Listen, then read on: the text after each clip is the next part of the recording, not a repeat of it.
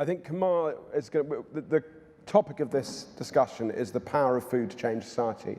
I'm going to talk in a little bit about how I met Kamal, and I'm a massive fanboy of Kamal's work, and Matthew asked me to talk to him about it on the stage, and I jumped at the chance.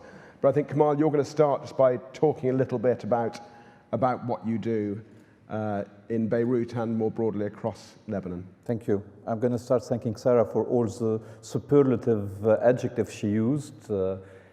I'm very, very happy to be here. I'm honored. You know, Oxford is a myth for me. It's not reality. So now I can see it for real, the dinner last night, all these places. And it brings to my mind, you know, how important agriculture is. And for me, even this place is related to agriculture. If some thousands of years, you know, someone thought of seeding a seed, you know, putting a seed in the soil and waiting for it to grow and then to harvest it to eat, you know, rather than being a gatherer-hunter, we often forget how important agriculture is. Agriculture is something, you know, like, this is her queen, it's wonderful, she does great rosemary, this one does potato, like, it's just, you know, commodity, we call it, even commodity. It's not commodity. It's the most important thing in the history of mankind. It is what brought us from prehistory to history. It's what pushed people to wait like for 6 months, and then when they waited for 6 months for the plant to grow, they said, like, let's build a house instead of just running as gatherer-hunters. When we built a house, let's have a street, let's have a sewage, I don't know. And at one point, at one 1,000 years ago or more, like, let's do a university, and we did this university. So this is agriculture. When I think of agriculture, it's not commodity. When I think of agriculture, I read this wonderful slogans that you use this year. It's not growing crops. I'm sorry, I'm not coming with, you know, regulations. I hear so many words that are very weird for me, you know, like, I'm not coming with answers and regulations and crops, and all these are very technical words for me. I just read the slogans this year, and it's growing a healthy society. So it's, by the end of the day, it's about people. I was talking with my new best friend, with Cheka, for lunch, and like we were just saying, you know, like, nature is just perfect. Plants are perfect, animals are just perfect. They create what they need when needed, and they take off or kill or, you know, what is not needed when it's not needed. And it's just us who come and disturb the system. For me, there's no ecological problem. Why are we talking of the environment? The planet itself, as flora or fauna, is perfect by itself. It's us who came and disrupted the system. So it's very much about, you know, a human's problem, about people's problem, about society, and about nothing else. So how can we bring the best contribution to life? For me, it's always what Gandhi said, be the change you want to see. I'm sorry, I'm being very philosophical. I'm not talking about agriculture. I'm not even talking about Lebanon, you know, like, I'm the exotic guest, you know, at the end, coming somewhere, you know. So I'm gonna just tell you a simple story of what we achieved together in Lebanon. I was born in 1969. The war started, the civil war in Lebanon started in 1975, and I never understood why I had to kill you or you kill me, because of political difference or because of religious difference. And even until now, I don't understand what gives you the right, you know, to destroy cultural site or to kill people, or what is this reason that you can have to end other people's life? So the war ended early 90s, and it was like different people, Christian and Muslim, you know, that used to fight, or even Christian together and Muslim together, it's quite complex, that used to fight for reasons that they found important, which I didn't. And we didn't have a common ground together. So what can be this common ground in this land of diversity? Lebanon is quite a special case. In my opinion, it should be a case study of the world of the 21st century. Because up until now, every country had a majority and a minority. A minority that we call the others, right? But now with people and ideas and information, you know, like traveling in a second over social media or internet, like everybody is everywhere at the same time. How can you build a wall in the United States or elsewhere? How can you build walls? Everybody is everywhere. So Lebanon is a country that is half Christian, half Muslim. So it's a country of real diversity, because who is the one and who is the other? Who has the right, who doesn't have it? and it's how to be all together. So war ended early 90s, and it was like, what can we do together? And it was not about taking off the differences. I don't want to be like you. I don't want to be wearing a light blue shirt, you know. I want to be, I'm very proud of my tweed, my Irish and my British tweed, my English tweed. So we have to be different. We shouldn't be all the same, but we should maybe find for similarities beyond differences. By the end of the day, we all live on the same land, we do the same agriculture, and this agriculture, we transform it into the same cuisine. Even if I'm Christian or Muslim, maybe someone would not eat pork or drink alcohol, but by the end of the day, if both of us live on the coast, we'll be eating the same food. If both of us live in the mountains, 3,000 meter altitude, we'll be eating the same food. So this is maybe the common ground between all of these different people. In 2004, I was a microbiota cooking teacher, and I was a food and travel writer. I worked a lot and sat on the board of Slow Food, so all different things that led to someone organizing a garden show in Lebanon in 2004 and asking me to take care of the food section. 5 days event, and I just gathered, you know, farmers and producers that I used to like and support and write about, and we had like a 10 farmers only, 10 producers only event for 5 days, which was quite successful, and it was like, okay, why should we stop now? Why don't we go on a regular basis? This is how 15 years ago, I created what I called Souk al-Tayyib. Souk means market, Tayyib means good. Good, not as of taste only, good as ethics, as life. We started the farmers market in 2004, and it was a producers only market. What's important is not the strawberries that we just sow, you know, because anyone can do strawberry and great strawberry and less good strawberry and cheap and expensive. So more important than the strawberry is Lina, the farmer who did these strawberries. Because if we support the product, it would be the product alone. If we support the human being, the producer, he or she is going to do the strawberries well and much more than the strawberries too. We started with the farmers market in 2004, producers only farmers market. You cannot have the right but to sell what you produced or planted or cooked. For traditional produce, only small scale farmers and producers, and better if organic, but not exclusively organic, not to take off, you know, not to be exclusive. In 2007, we started going, we said, like, why to bring the producer from rural to urban only, you know? It's where there is a demand and the purchasing power, and it's where the consumer understands that food is not a commodity product that you buy on a supermarket shelf, but it's done by someone. He's called Henry. So let's have a direct contact with Henry. Let's support Henry by giving him all the money back and not to the system. And let's tell Henry how important he is in the society for him and his children not to go and do something else. So let's give recognition back. In 2007, it was like, why do we have only a move from rural to urban? Why don't we go to the rural areas of production and celebrate typical food of these different regions? If Hammana is very well known for cherries, let's go do a cherry festival there. If Zahle is very well known for meze, let's go do a meze festival there. And this is where I took Henry on our first festival meze in 2008 when he came and visited me as a juror. Like, you'll come and you'll be a jury for a meze competition. And from these different regional events, like there was a small farmers market, it was like meeting the producers in their own environment, and at the same time, at lunch, we wanted to have lunch. At noon, we wanted to have lunch. We're not going to eat generic Lebanese, tabbouleh and hummus. We want to eat the typical food of the village. Who cooks this typical food? It's your mother, your aunt, your grandmother. So it is eating the typical food of the regions and of the villages cooked by home cooks. So are perpetuating tradition and transforming agriculture into something else, which is typical regional domestic cuisine. Because when we talk about cuisine today, it's very often, you know, it's like big chefs, big egos, you know, square plates and gastronomy.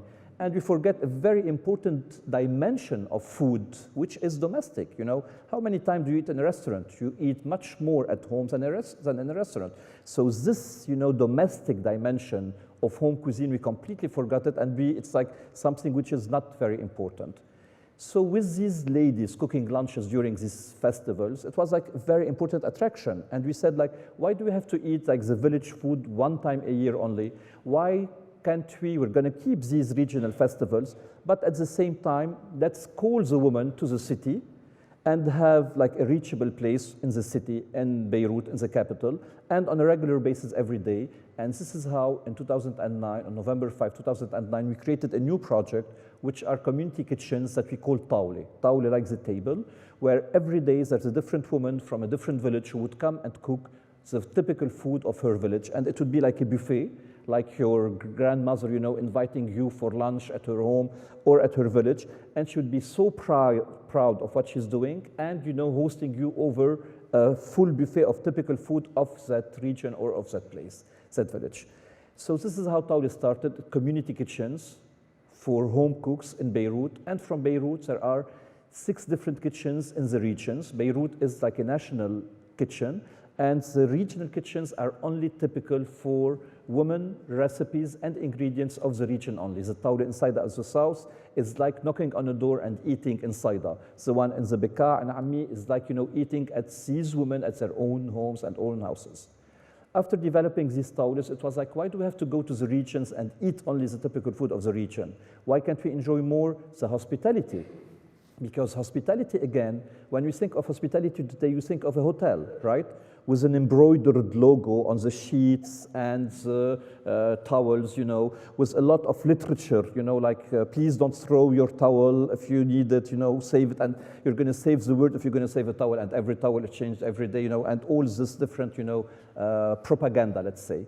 And we forgot that as I was talking about domestic cuisines, there is domestic hospitality too. You go to a friend's home and you sleep in a home, and it's a completely different experience, which we try to mimic through Airbnb, for instance, but no, it's not that. So in 2015, we launched new projects that we call Beit. Beit means home in Arabic. So there's, let's say, Beit Oxford, like the house of Oxford. You would be coming to Oxford, not living in a hotel, in a generic hotel, but living in a real house, traditional architecture, traditional food, traditional ingredients, like just if you were like, I'm in Oxford here, right? So it's the same experience, but all along with hospitality. So all of these different projects started 15 years ago, from 2004 until today. All along, it was always only the people and the development of the individuals that was important. One of the major projects that we did was at one point, like, it wasn't like asking, you live in England, you live in a very structured and regulated country. We live in total chaos in Lebanon. We live in totally the contrary. So we had to create our own rules and regulations. Who comes to the market, who doesn't, we had to create our own regulations. And when we created our regulation, it wasn't like only, like giving you a tap on the hand if you don't abide by these regulations. It was, how can I help you to do better? How can I identify the problems? You have problems with hygiene, production, finances maybe, I don't know, and try to bring solutions. So we created what we call the capacity building program that we used to help our own farmers, producers, and cooks. And when we saw this program quite important for our own family, we said, why don't we take it out to the neediest cases? So we started working in the Palestinian camps. Palestinians are in camps in Lebanon since more than 70 years. So it is where we could, bring some change, mainly with the woman, who's a mother of ex-child, who's, takes care of her family. So how can I take this everyday's activity which is cooking, into an income-generating activity, and when these ladies start to generate income, they start to be empowered, and the whole dynamic change in the family or in the camp or in their lives. We started with the Palestinian women and cooks in the camps, then arrived Syrian refugees, so people coming with nothing, and maybe with the most important thing, which is their memories. And how can you perpetuate a memory? La Madeleine de Proust, right? You don't perpetuate it with a costume. You don't perpetuate it with architecture because you're not a turtle and you don't have your architecture on your back. You may perpetuate it, by expressions of tradition like singing and dancing. It may be too folkloric and ridiculous for those who don't understand it. But you perpetuate it through a very, very simple expression that we always forget, which is one of the best expression of identity, which is cuisine. Lebanese are 5 million in Lebanon, 15 million abroad around the world. They only took with them tabbouleh and kibbeh, their cuisine. Today in England, I think the #1 dish is curry, right? and it's not very English or British, like it was brought by immigrants at one time in history. So it's using, you know, cuisine as an expression, just, it's like a hug. You know, for these women, it was like remembering and recreating their traditions through the cuisine. And the region, there's a story that's very important for me. The region is very important for food preserves, like any place in the world. When you have a good season for a crop, you need to preserve it for the rest of the year, right? The meat or the cheese, what is cheese? Cheese is preserved milk, you know, for the rest of the year, right? So in our region, food preserve is called moune, and it's a very important tradition for us. And one day, like, we were working in camps, and like we're working on cuisine only. And then, like, you know, someone said, a journalist friend of mine said, like, why aren't you doing moune, food preserve? So I said, well, we don't do moune because we may be leaving tomorrow. So the mindset, you know, why to do preserves if we're leaving the camp and going back to our own house tomorrow? Because this is what you believe in when you're a refugee, this is what you believe in every single day. It's going to be okay tomorrow, and I'm going to go back tomorrow. So in brief, this is, it's not about agriculture, it's about change. It's about how can you do a better country through doing better individuals. Through Zainab that you saw in the previous picture, who's veiled, who comes from a village in the south, so we know she's Shiite, Muslim Shiite, you know, whose best friend is Rima Masoud. Rima Masoud is a name like mine, you know. I'm not called Tony, I'm not called Muhammad, and my family name is the same, you know, and people get very pissed because they cannot put a tag on me, and Rima was the same. And Zainab and Rima were very close friends. Whenever we work or we travel or anything, like, they would share a room, and they would very, very close friends. And even if one of them was religiously, you know, how do you say, involved, you know, she was veiled, praying and everything, she didn't even ask what was the religion of the other. Until one day where the other said, yes, these kind of cookies we do for this kind of Druze feast, where Zainab said, like, you are Druze, I never knew that you were. But they could be together, working together, very close friends, you know, for such a long time, without asking about your difference, but rather building on what brings us together rather than what separates us. So this is how we tried to do on a very, very small scale, how we tried to grow a healthy society by accepting the difference of the other and by looking for similarities beyond differences through indirect ways that are cuisine, that are food markets, that are, you know, guest homes, very, very indirect ways, but that we use to go to a message which is, be the change you want to see. So you tell a story that's inspiring, but it doesn't, in my hearing of it, represent anything like the challenges that you had to overcome. So you tell a story that could be a story of pulling together producers in England. Yes. When I first came to Lebanon, I had persuaded my wife, who's quite a nervous traveller, to go to Beirut, because I'd always wanted to go there. And a friend of ours introduced me to you, and you said, come and stay at my flat, having never met me, which was bold.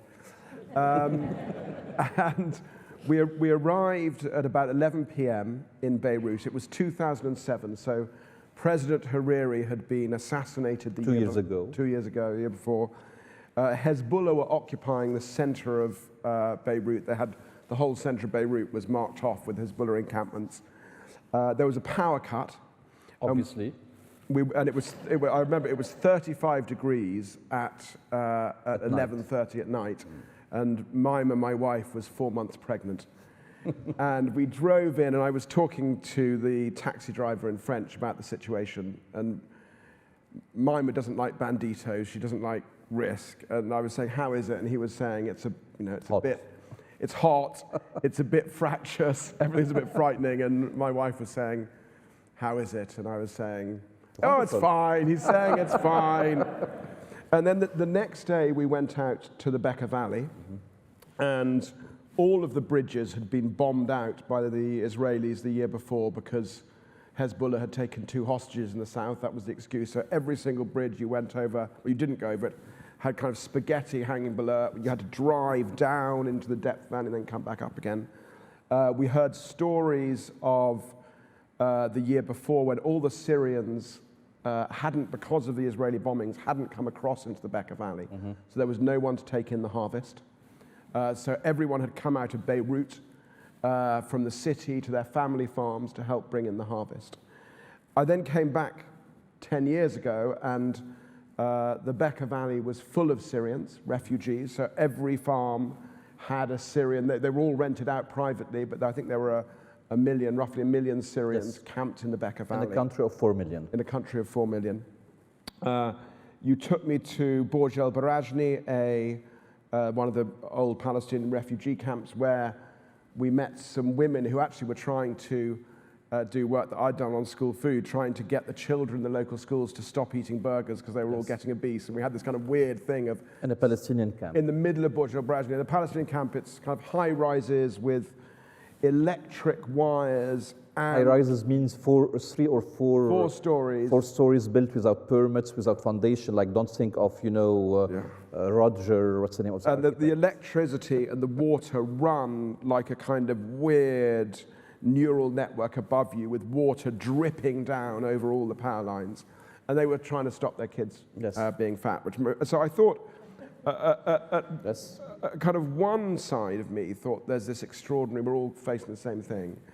But the other side of me, which you don't talk about in your story, was that I worry about in my business, about tables and chairs licenses and planning permission and bad sales. And you in this country are running businesses, social enterprises, in a situation where it could all end the next day. And you just say, whenever I've asked you about that,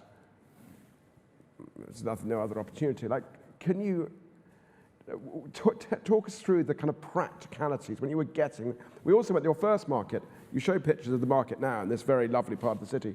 Your first market that you took me to see in Beirut was in the middle of a 4-lane highway, and it kind of, and it had women from the camps, Druze, Maronites working together. Talk us through the kind of day-to-day practicalities. How do you stay sane?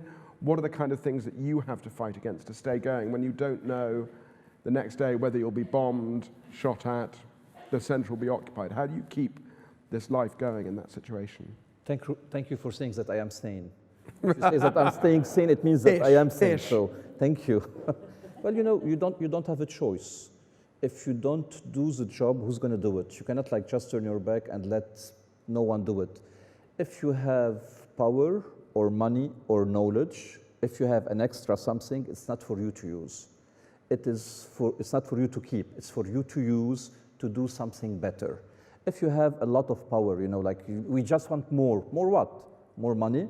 Helen was talking about, I don't know if she's here, Helen was talking about, being happy in what she was doing. This is a more. What is the more that you want? It's just power. Through what? Through money. So what? You're going to have a bigger bank account. So what? You're going to have a bigger boat. So what? There are basics. There are basic needs. But then what? Whatever you have, power or money or knowledge, if all of the knowledge of this illustrious place, was only for this place or only for the person who knows it, what for? If you don't use it to create the electricity or the lamp or write a nice poem, or what for? So if there's a problem, what is the solutions that you can come with? And if you have a little bit extra something, if you have access to Oxford to tell the story to a few people, if you have a little bit money, if you have a little bit of mind, or whatever you have, if you don't put it to use, what for? So I'm Lebanese. I was born in Lebanon. I studied in Lebanon. My parents are Lebanese. And if I can make a contribution, as long as I can make it, I have to do this contribution. I'm doing this contribution to life. But it happens that I'm Lebanese and I can do it there, so I have to do it there. So the more problems there is, the more you have to be clever and creative about it. I'm just out of something we call a revolution, and even curious people and dear friends like Henry don't even know that since October 17 in Lebanon, there is a revolution like in Ukraine, like in Hong Kong. Since October 17 in Lebanon, our bank accounts are blocked. I'm traveling with a credit card that is the 10th of what I can spend on. And I have my own money in the bank, but it's blocked. If I go to the bank, I cannot retrieve in cash more than $200 a week, if I can retrieve them, or the similar in Lebanese pound, I mean. Our own teams are working since early November, and most of the people are working on half-time, half-salary, when they cannot even make the end of the month with a full salary. So, you know, it's always problematic. You're talking about the number of places and the number of seats and how much you will make to pay the rent and the salary by the end of the month. And how can you do, you know, when you have a drop of 80%? What do? You get crazy or you throw yourself from, what do? You just need to be, you know, more creative and resilient. And resilience is not about getting crazy. Resilience is about finding a better solution straight away. This is how we change nearly every one of our locations. This is how we change how we work with the women. This is how we change nearly everything. But just, maybe it's the right thing we did, maybe it's the wrong thing, I don't know. But you just need to react. If you are in the jungle, right? You are a cat with his kitten, right? And a lion comes, you don't think, you just react. This is resilience. So some places have their own problems, others have more, maybe, and others have much more. So I would not only look at better places, I would look at worse places than mine, than where I live, and say, okay, this is it, and I'm in this place, what can I do the best of it? And I'm not going to tell bad stories or drama stories. So let's just talk about that political and religious situation a little bit. So, as you said, in October, Hariri's son was forced out of office, resigned. Yes. You've had 3 caretaker prime ministers. Yes, because there's wonderful kids in the street, people who are like 20 or 30 years old, who are blocking the streets, sleeping in the street, going to public administration, because it's corruption since the end of the war, since 30 years until today. And you have this extraordinary constitution whereby the main positions in the country are reserved for people from particular religions. So not reserved, it's an understanding. An understanding. So the head of the army is a Maronite. Lebanon is a laïc, a non-religious country, but to keep the balance, a very fragile balance between different people, between Christian and Muslim, each position is given to one not religion only, what we call sect, you know, like it's not only Muslim, it's Shiite or Muslim, it's Christian, Maronite, or Orthodox or other. And so when you were starting with your first market, in that situation, you talked about, you know, you probably don't have to apply for a table and chairs license, one of the benefits of being in a, or have table and chairs enforcement officers coming and trying to close you down. No. So this is why we had to create our own regulations. Yeah, but when you're in that situation, when you were trying to pull together that first market, doing this quite radical thing of bringing people from out of the refugee camps and sitting them alongside each other, did the kind of political hierarchy get involved in any way, positively, or did you just not see it? At all. And people always ask me if the government helped us. I say yes, a lot, tremendously, by not coming in our way. They didn't do something positive, but at least, you know, pas mis les bâtons dans les roues in French, you know, like they didn't come in our way and make things more difficult. It took us some time to recognize what we do and to respect it anyway. And you were talking about politics, religion. If you don't, I never tell the religion story, and we never know what's the religion of the other. Because if you don't acknowledge it, why talk about it? So this is the basis of everything. If you don't acknowledge it, don't even talk about it. That's interesting, because obviously one of the things you notice when you go there is that these people come from different places. It happens, yes. But they are all coming together around one vision.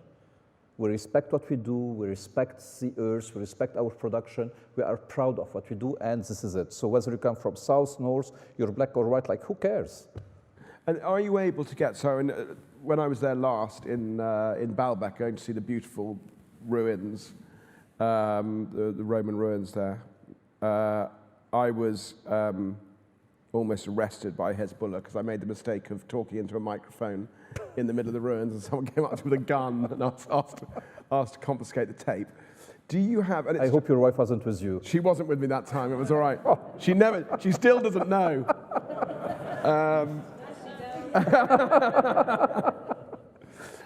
Do you have? Does that? Because you are Lebanese and not a kind of white man with a tape recorder, does that, What you are. which I was, does that, can you go, when you're looking for your producers, can you move completely freely? Can you go down to the Hezbollah areas in the south, to Baalbek, obviously Zaleh, you know, we talk about the Christian areas. Do you, as a Lebanese person, not feel that as you walk around at all? Or are you choosing as a kind of form of leadership to turn a blind eye to it? I was 6 years old when the war started, and when it started, this very small country, Lebanon, is on the eastern shores of the Mediterranean. It's 200 kilometers long by 50 kilometers large. It's only 10,000 square kilometers. It's nothing. But even this nothing, very small country, was divided into like 6 or 7 different countries. And if you lived in a place, you didn't dare, this is for you, the Siklama. You see the picture? Cheka? Siklamens. So if you lived in one part, you couldn't travel to different areas, because if you were from a religion, you wouldn't dare going there because you would be afraid. I traveled everywhere during the war, even if I was a kid, and it was just after the wars that someone asked me. I was a food and travel writer by then. I wasn't even. This is how I started my career as a travel writer. And someone asked me to go tour the country and write a guidebook about Lebanon, this newly, opened country, like just to invite people to go everywhere. And I went around and I wasn't at all impressed. We have like amazing ruins, as you said, the Roman temples of Baalbek, amazing natural site, forests, mountains, cedars and everything. But I was the most impressed by one thing, which is the people, how everybody was alike. If you come to people with, anger, they would be more angry than you. If you come with people with open arms, they would have wider arms than theirs. So it's about the attitude, and it's about, accepting the other and not coming with judgment towards the other. And so the topic of this discussion is the power of food in society. When I was first in Lebanon, it felt like you were doing this. It was just before you expanded. You were talking to me about expanding, but you had just the one market, I think, at the time in the middle of Beirut. And it felt like a pretty magical thing, but a pretty small thing surrounded by people who are angrier than you. Mm-hmm. You've gradually expanded it. How do you feel? Do you see it when, because presumably for society to become more joined, for society to become less divided, people need to stop being antagonistic to each other. When you go into a new place... They can be different, but not antagonistic. Yeah, but do you see, how does that, how do you see that change? How does it seep out from these markets into the community more broadly, into society more broadly? I think you just need to be a good listener. And wherever there's a problem is to be creative with the solutions that you're bringing. I'm not, I'm telling you all these stories, it's exotic, it's Lebanon, it's the sky, but it's about, how can I apply the same here in the UK, in France, or everywhere. It has been 15 years maybe we're talking about creating a shop that we call the Kere, and we couldn't do it until now. And now with these problems, with the revolutions that's happening, we said that less people are going to come and pay $30 their lunch because now it's expensive. And you want more value for the money that you're paying. So we said, okay, it's time now to do this grocery shop, with the same product. So people for $30 can buy food not only for one person at the restaurant, but they can buy food for 3 or 4 persons. So this is what, use problems as opportunities and think out of the box. I'm not going to do the same thing, okay? I'm going to do something new. And we've never had like a 1-year plan or a 5-year plan. Like a month ago or before October 17, we weren't at all thinking of to do this grocery shop, But when October 17 comes, okay, this is a problem. We have days where we had 2 persons in the restaurant. How can we pay salaries and rents with 2 persons, right? So how can we generate income more? So let's find new ideas to bring people to the restaurant. Or you know what? Okay, we'll keep the restaurant, but at the same time, let's create another project that I Touch Wood will generate income for the restaurant and for the rest of the institution. So it's just about being good listeners and being, okay, this is a problem, what can I do? Then being creative and what you're going to bring as a solution. What are the... We're very anti-plan, I know Europeans, like to have like a 5-year plan, and then it's like, Okay. Tauli was created. Tauli was created. The restaurants, the kitchens were created when we started to go into the regions and having lunches. Well, these lunches were good. Like, you know what? We listened, and you know what? Let's do them on a permanent basis. When we did the kitchen in Beirut, then people came out, I'm from the south. I want a kitchen in the south. Let's do a kitchen in the south. We started doing kitchens in the region, and so I was like, why do I have to go to the south and only eat in the south? Why can't I to sleep, and have a fuller experience in the south, okay? So let's create debates. So everything came, there's a word that I forgot now, in a very, no thinking way. Like it came alone, like just listen, go with the flow and listen and come with solutions and actions. Evolved, things evolved naturally. So in order to have that resilience, and actually it came out of the film that we just saw, you have to be able to shut yourself off from thinking about what would happen if you weren't successful, right? Yes. And that matters whether you're, as they said, I thought it was very powerful bit in the film, whatever kind of job you have, it doesn't matter. It doesn't have to be a high-powered job for the cost of failure to seem terrifying. But why do you want to be successful? No, I never thought about this. It's about doing what must be done. I'm not thinking about successful. What I'm thinking about is the safety net that we have. Yes. Some of your people, if you do have to lay people off, there isn't that safety net. No. What happens what happens to people who don't have your resilience? Well, in our countries, Oriental countries, there is still the safety net of the family. So it would be this to start with, and then you have to be creative again yourself in finding solution for yourself and doing something else maybe. You go around the world quite a lot talking to other people who are doing similar things. Where else have you seen that you think we can draw inspiration, that is using food in a similar way? I think everywhere. I nearly cried. I'm only talking about Jekka. Thank you for sitting here. I nearly cried when I heard the story of the man, of the homeless, who had his own stand in the Chelsea show later on. So for me, this is what must happen. When I got out of Lebanon, I was 20-something. I never traveled out of Lebanon when I was a kid. I'm from a poor family who couldn't afford, sending kids to traveling. And I came to London the first time, and I used to read a lot before, so I knew every street of Paris. I went to Paris later on through the boat, there was a Eurostar by then. And I knew Paris, every street. I knew very well London. I was very, very impressed, But at the same time, I saw people sleeping in the street, homeless.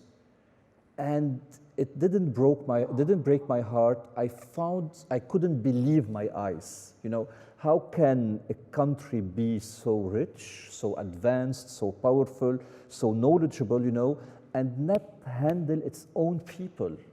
How can you sleep in a street? How can you? Like when people talk about migration, yes, these people want to come because they want to flee, like mainly in Lebanon. They want to go out of Syria and come for better economic opportunities to Lebanon or later on to Europe. Who has kids? Many of you. Can you consider throwing your own kid in a boat when there is 90% chance of him being killed? And a lot were killed. So it's unbelievable. This is why I say it's about personal development. It's about human development. It's about growing a healthy society. If we don't fix the man, the people, the man, the woman, the human, we're getting nowhere. You talk about othering, and I think that central problem we have here in the UK, we had it with Brexit over the last, we should set up a Remainers and Brexiteers food market to heal, where they sell food side by side to heal our society. But so we have the things about people sleeping on streets. We have the combination of othering, they're not us, plus we rely on the government to sort it out. Othering, but they are us when we need them or when it's positive, but not the other way around. So the other thing I was struck by when I last went, I went out into the Becker Valley, I visited Syrian camps, and then I invited myself up to the house of the mayor of Zaleh, and he was... I don't remember this detail. You weren't there. I snuck off.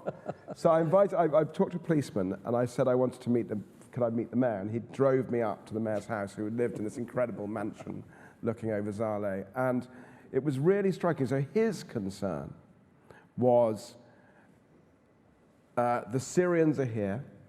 They are coming over here, but actually they're living in Syria.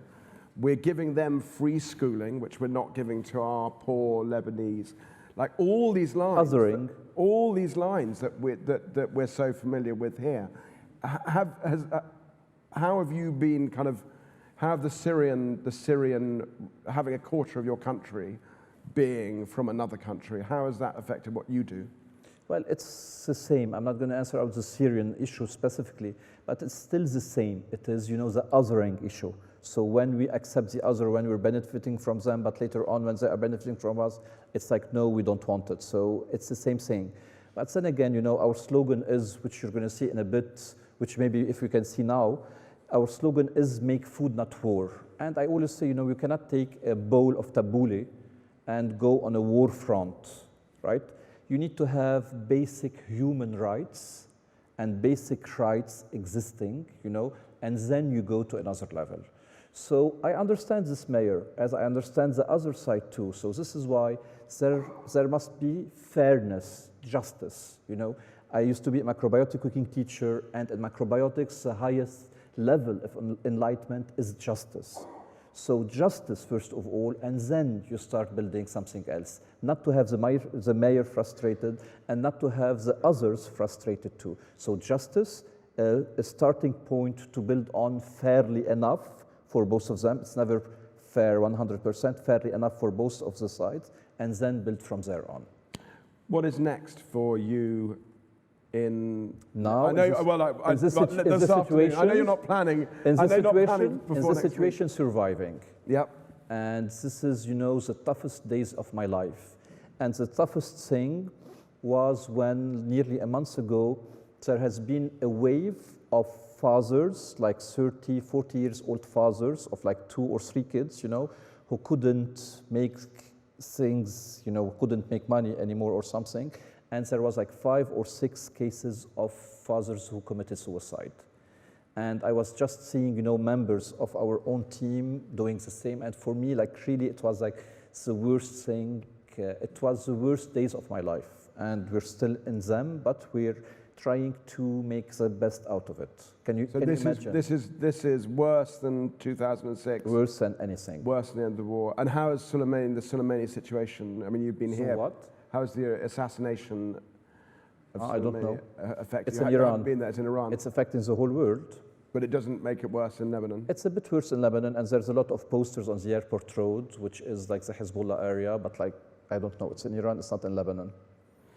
And so, an indication of your resilience, if you don't mind me saying, is you're saying you're just trying to survive, and yet last night we were talking, you're saying, I think I might bring Souk El Tayeb to London. Sure, definitely.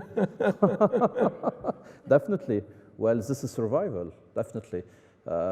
We tried to take Tawle's kitchen out of Lebanon for a few years. It was like, oh no, we're not busy, no, we don't want. And I was like, yes. So I'm going to London tonight with you and working tomorrow to try to, we have a friend who has a location, another friend who may be able to operate it. So we're trying to build it up with the help of all of you, mainly you. So I think we can, I've definitely learned. So it's looking for new income generation activities, new outside ways. to bring money back in and help your team. Absolutely. Help your team and at the same time, we're doing like a yearly calendar where every month we are somewhere. And every month we go for pop-ups, like we're going to Paris mid next month, mid-February. We're going to Portugal, we're going to Saudi Arabia, we're going to Dubai. And, it's not permanent projects, but at least there are 10 cooks, 10 women who can make a month's salary. It's better than nothing. So we're really trying our best. So I think what as I've learned from you, certainly I think we can all learn from that story, is that just not trying to help in your local area, no action is too small, You inspired me quite a lot to get involved in the schools in my area, and just don't wait for someone else to do it. I think a lot of people who've been moved by your story will want to know if there is anything that we can do to help in Lebanon. Like, is there anything that we can do to help you, to help for this or other farmers in different parts of the world practically help rather than just feel sad about it? You know, it's a dramatic time maybe for Lebanon, and maybe I tell stories well, and maybe the whole story is dramatic and everything, but I don't think it's about helping Lebanon. It's about making a change. And this change, you have to make it. You know, if you come and go, you live and you die without making a change, what for? You just breathed air and ate food, you know, and you consumed things for nothing. So it's how to make a change wherever you are. Cheka made change. Helen made change. You know, you made change. You started a wonderful project, which was financially very successful, I think, right? And then you're nearly out of it, and you're working on what? On kids' food. Like, who cares, you know? But this is because you had kids. You have 3 boys, right? And 2 boys and a girl. 2 boys and a girl, and you have 3 kids, and you thought this is the thing to do. It's not just making more Leons, okay? It's wonderful, it's great, and you should do it, and you have to sustain financially your family. But at the same time, where can I make more of a change? Me as a father, as Henry, it is through making what you're making. So it's not about, you know, like, oh, wonderful, we're going to go to, you know, to Africa or to Lebanon, and we're going to save the world, you know. Like, it's not about this. It's making a change as much as possible wherever you are, to start with around you. Does anyone in the audience have any questions for?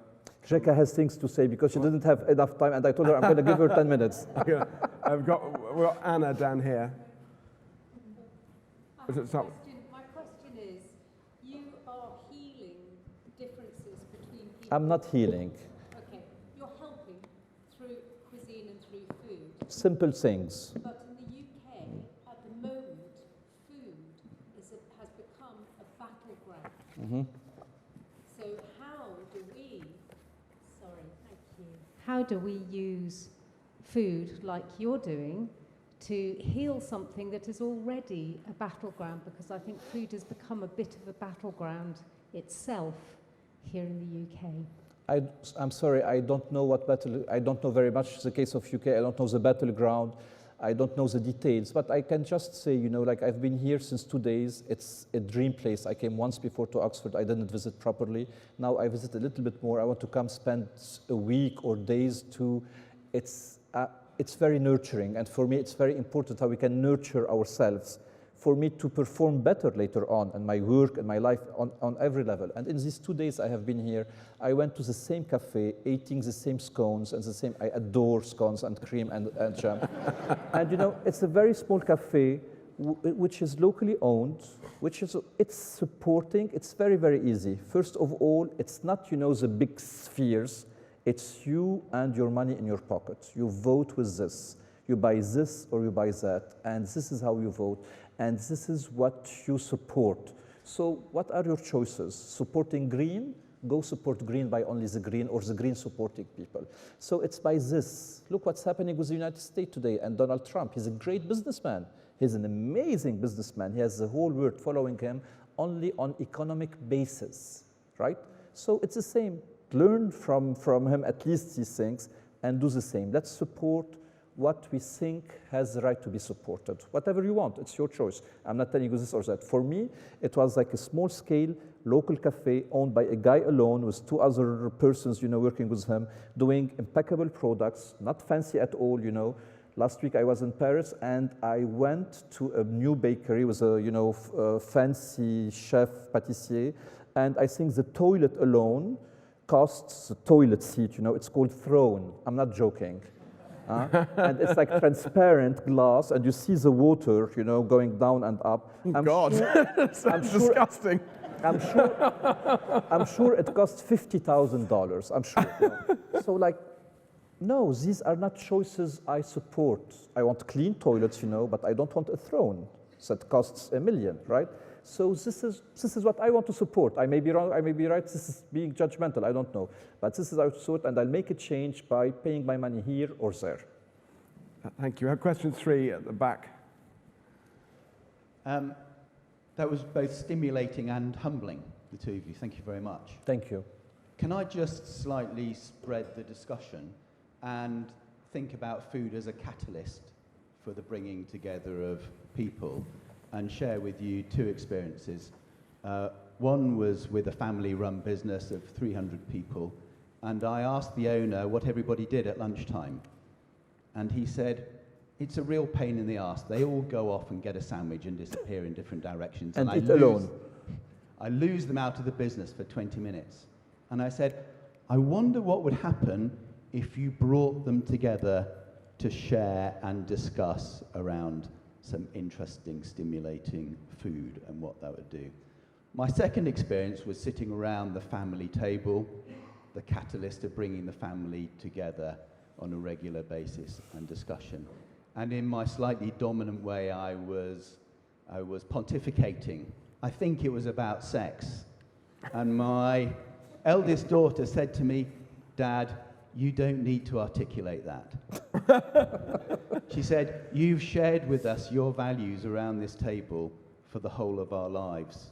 And we've absorbed that around the table whilst we've been eating. And it impacted on me really deeply. That's the best compliment she can give you.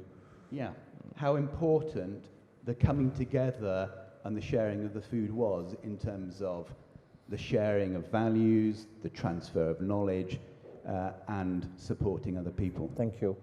In Arabic, I will just tell you one thing. In Arabic, we say khibz و ملح, which means bread and salt, which means if we shared bread and salt together, it's an unbreakable bond. Unbreakable bond.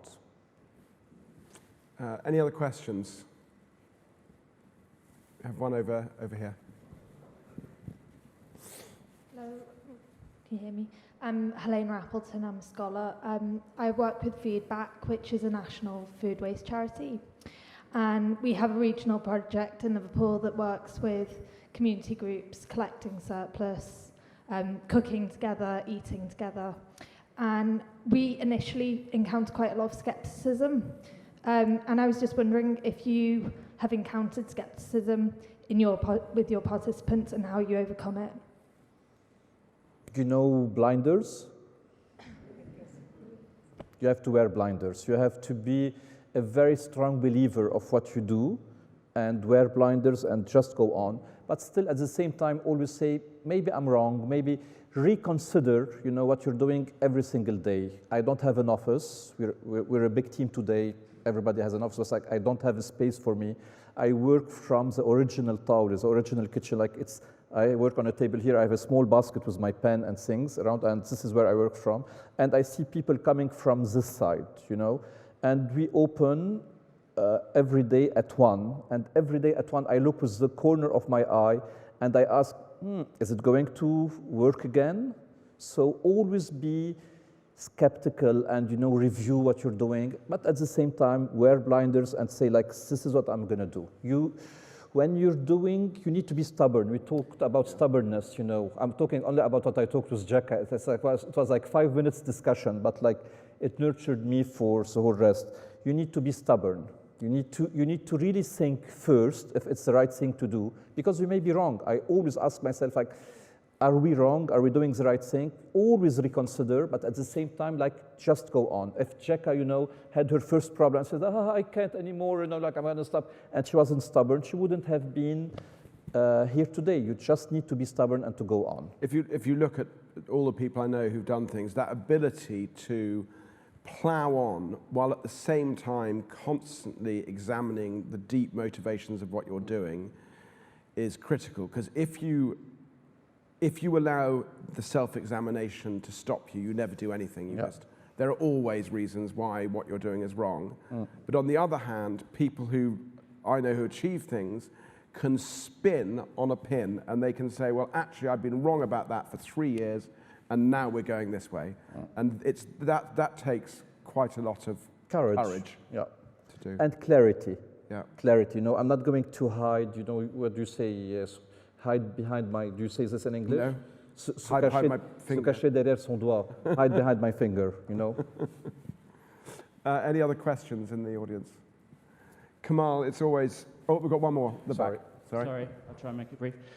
We're in a time of, certainly in the UK, of massive food surplus, and I think we waste 40 to 45% of our food, which is criminal, really. I don't know whether in Lebanon during the war you'd had a food scarcity issue, but I suspect that there's nothing that gets people to focus on the value of their food and prevent that waste. But I wondered if you had a view on how we can really connect back with our food and try and find ways to stop this waste and actually value it more for what's being produced. The problem is not the agriculture itself or the food production, it's just the systems. It's just the systems, you know, so it's the economy again, where we want to have everything all the time, you know, at cheap prices. No, it doesn't work this way. We have to change this mentality itself. It doesn't work this way.